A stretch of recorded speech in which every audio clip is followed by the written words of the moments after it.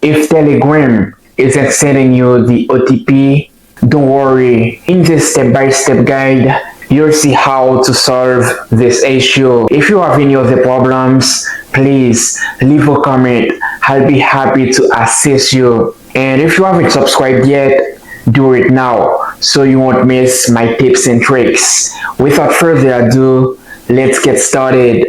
Watch carefully, don't miss any step.